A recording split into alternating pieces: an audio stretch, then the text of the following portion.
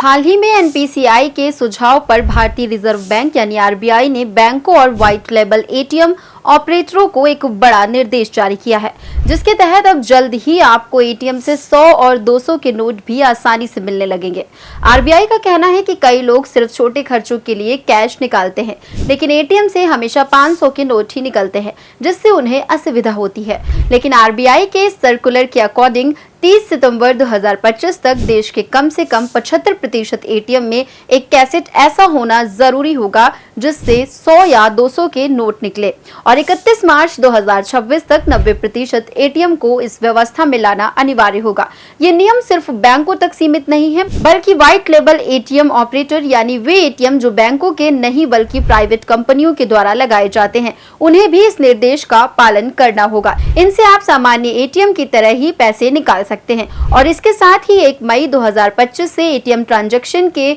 Charge में भी बदलाव होने वाला है, खास तौर पर जब आप अपने होम बैंक नेटवर्क के बाहर किसी और बैंक के एटीएम का इस्तेमाल करते हैं। दरअसल अब तक कैश निकालने पर 17 रुपए और बैलेंस चेक करने पर 6 रुपए चार्ज पड़ता था, जबकि अब बदले हुए नियमों के मुताबिक कैश निकालने पर 19 और बैलेंस चेक करने पर 7 रुपए चार्ज देना होगा। तो अगर आप भी छोटे नोटों की किल्लत से परेशान हैं, तो आरबीआई की ये पहल आपके लिए एक राहत की खबर है। लेकिन साथ ही एटीएम से पैसे निकालते समय शुल्क पर भी नजर रखना अब और जरूरी हो गया है।